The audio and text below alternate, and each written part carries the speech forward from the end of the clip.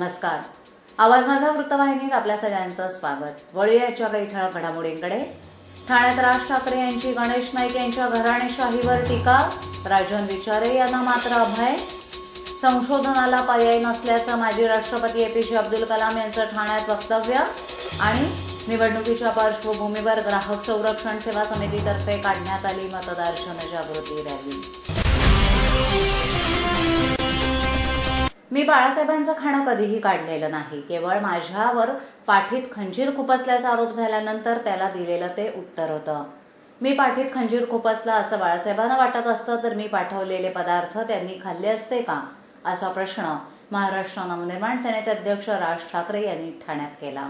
ठाणे लोकसभा मतदारसंघातील मनसेचे उमेदवार अभिजित पानसे यांच्या प्रचारासाठी ठाण्यात सेंट्रल मैदानावरील सभेत राज यांनी पालकमंत्री गणेश नाईक यांच्या घराणेशाहीवर हल्ला चढवला. त्यांनी यावेळी शिवसेनेवर फारशी टीका केली नाही. त्यांच्या सभेला होणारी गर्दी ओसरल्याचं दिसलं. पूर्व महामार्गावरील अपघातामुळेच सभेला पोहोचण्यास उशीर झाल्यानं त्यांनी अर्धा तासच भाषण केलं.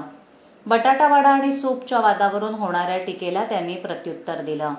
माझ्यावर बाळासाहेबांचा राग असता तर मी दिलेली कुठलीही गोष्ट त्यांनी स्वीकारली असती का, असा प्रश्न करून केवळ या विषयापुरतं आपण चिकन सूपचं उदाहरण दिलं होतं, असंही ते म्हणाले. ठाणे जिल्ह्यात गणेश नाईक यांची घराणेशाही सुरू आहे. महापौर, आमदार, खासदार अशी सर्व पदं त्यांनी आपल्याच घरात ठेवली आहेत. ते कार्यकर्त्यांना केवळ राबवून घेतात, अशी टीका त्यांनी केली. यापुढे आपण ही घराणेशाही चालू देणार नाही, असा इशारा त्यांनी दिलाय. अभिजित पानसे यांना जातपात पाहून आपण उमेदवारी दिलेली नाही, असंही त्यांनी स्पष्ट केलं. शिवशाहीर बाबासाहेब पुरंदरे यांच्यावर शाई फेकणाऱ्यांचाही त्यांनी समाचार घेतला. राज्यात जातीपातीचं राजकारण काँग्रेस आणि राष्ट्रवादी काँग्रेसनं रुजवलं, असा आरोप त्यांनी यावेळी केला. विकासाच्या मुद्द्यावरच आपण नरेंद्र मोदींना पाठिंबा दिलाय. या विषयावर मोदी यांनी सकारात्मक भूमिका घेतलेली असताना राजनाथ सिंग यांना याबाबत बोलण्याची गरज नाही.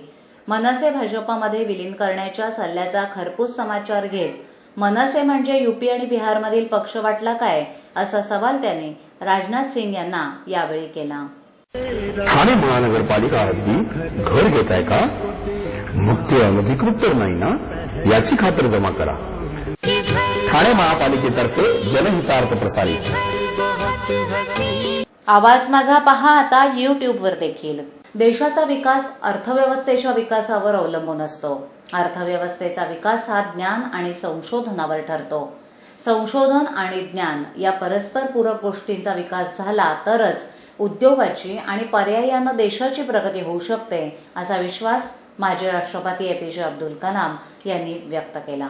ठाणे मॅन्युफॅक्चरर्स असोसिएशनच्या सुवर्ण महोत्सवानिमित्त आयोजित कार्यक्रमात प्रमुख पाहुणे म्हणून ते बोलत होते. वागळे इस्टेटमधील TMA हॉलमध्ये हा कार्यक्रम झाला. यावेळी टेक्नॉलॉजी एक्सलन्स अवॉर्डनं ॲपलॅब इंडियाचे अध्यक्ष PB देवधर तर मॅन्युफॅक्चरिंग एक्सलन्स अवॉर्डनं ब्ल्यू स्टार कंपनीचे अशोक अडवाणी यांना कलाम यांच्या हस्ते यावेळी सन्मानित करण्यात आलं.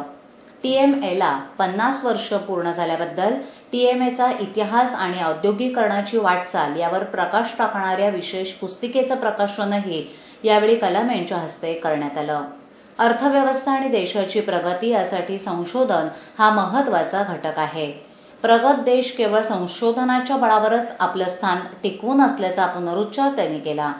देशाच्या प्रगतीतील संशोधनाचे महत्वही त्यांनी यावेळी विशद केलं. आपण तयार केलेल्या अग्नी, ब्रह्मोस आदी उपग्रहांच्या कार्यात देशातील उद्योजकांचं महत्वाचं योगदान असल्याचंही ते पुढे म्हणाले. नॅनो किंवा बायो यासारख्या टेक्नॉलॉजीची भर इंडस्ट्रीमध्ये भविष्यात भर पडणार आहे. आपल्याला लाखो घरांची आणि 6000 किलोमीटर रस्त्यांची गरज भासणार आहे. त्यामुळे सिव्हिल इंजिनियर्सची गरजही मोठ्या प्रमाणात भासणार असल्याचं त्यांनी यावेळी सांगितलं. असोसिएशनचे अध्यक्ष सुधीर कालिया यांनी प्रास्ताविक केलं. माजी अध्यक्ष श्रीकांत बापट व्यासपीठावर यावेळी उपस्थित होते. BK राणे यांनी त्यांचं स्वागत केलं. यावेळी उद्योजक अनिरुद्ध देशमुख, पुरुषोत्तम आगवळ आणि CA संजीव ब्रह्मे यांनी उपस्थित केलेल्या प्रश्नांना कलाम यांनी उत्तरं दिली.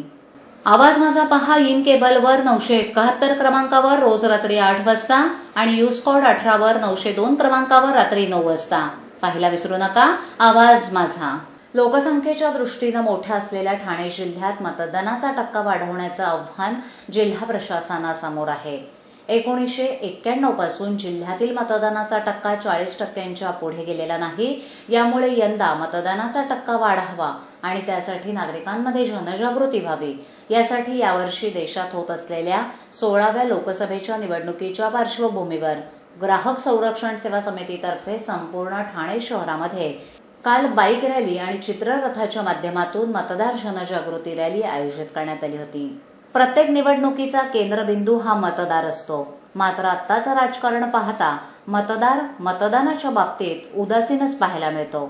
यासाठी शासनामार्फत मतदानाची जागृती होण्यासाठी वेगवेगळे उपक्रम हाती घेतलेत. पण हे उपक्रम 4 भिंतींच्या आतमध्येच होत आहेत. परंतु मतदार हा सर्वत्र आहे हा उद्देश लक्षात घेऊन ग्राहक संरक्षण सेवा समितीतर्फे ठाणे शहरात रॅली आणि चित्ररथाच्या माध्यमातून जनजागृती करण्यात आली. रॅलीची सुरुवात दगडी शाळा चरई येथून होऊन त्यानंतर ठाणे शहरातील सेंट जॉन शाळा, Tembi Naka, Uthalsar, Castle Mill, Gokulnagar, Golden Park, Nitin Company, Ramchandranagar, Indiranagar, Vartaknagar, Shastrinagar, Upvan, Pokhran Road number 2, Vasant Vihar, Hiranandani, Pawarnagar, Tikujiniwadi, Manpada, Kolshet, Balkum, Majiwada, Lodha, Saket, Shrirang Society, Holy Cross, Koliwada, Kopri, Naupada, Gokhale Road, Rammaruti Road इथून जिल्हाधिकारी कार्यालय इथे या रॅलीची सांगता झाली.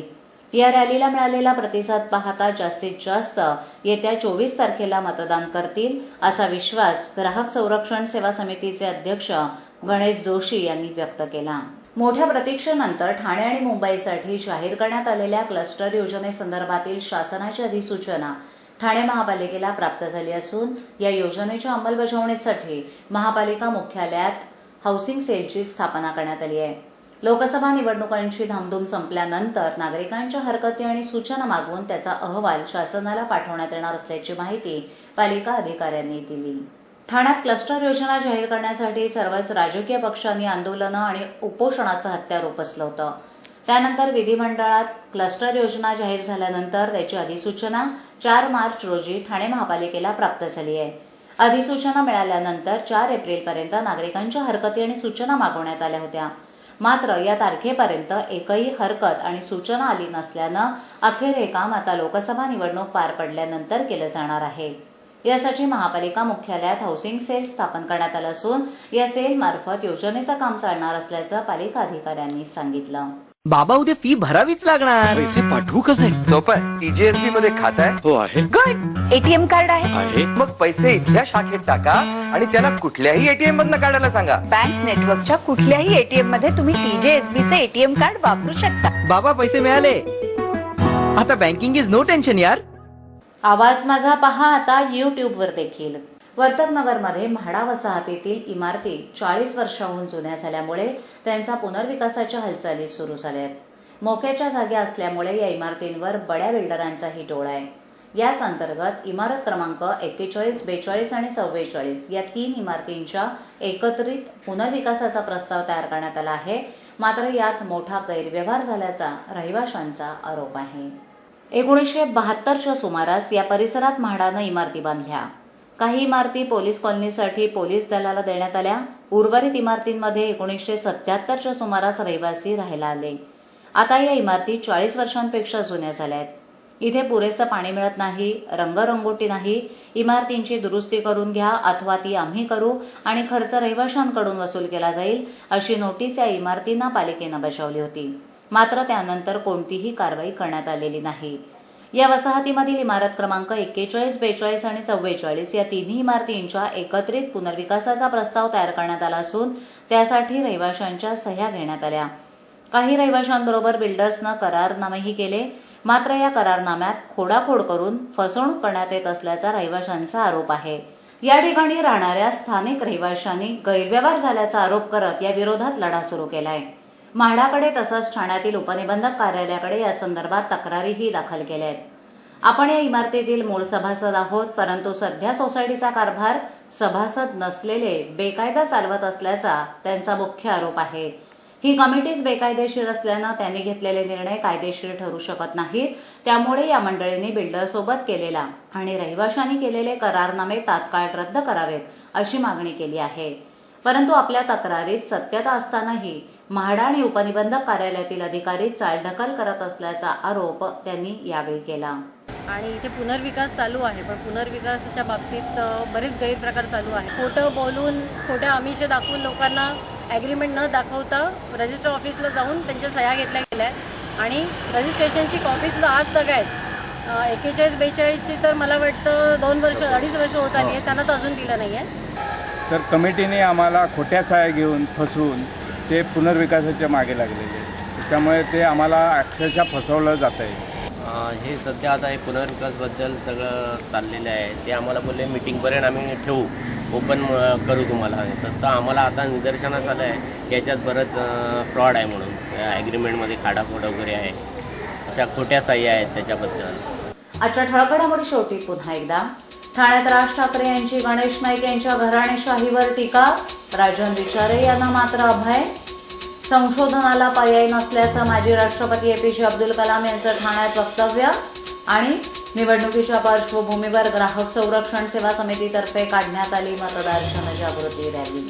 आपल्या विभागातील काही सूचना अथवा समस्या असल्यास आमच्यापर्यंत जरूर पोहोचवा. आम्ही तुमचा आवाज नागरिकांपर्यंत नक्की पोहोचवू. आम्हाला संपर्क करण्यासाठी आमचा पत्ता आवाज माझा 103 सायलेक आदर्शनगर समोर कोलबाड रोड ठाणे पश्चिम. आमचा दूरध्वनी क्रमांक 9773503326. आमचा ईमेल आयडी awazmaza.tvnews@gmail.com. आवाज माझावरील एखादी बातमी पाहायची राहून गेली असल्यास यूट्यूबवरही ती तुम्ही पाहू शकता. तर मग उद्या पुन्हा भेटू याच वेळी याच ठिकाणी काही नवीन घडामोडींसह आवाज माझा वृत्तवाहिनी. तोपर्यंत नमस्कार.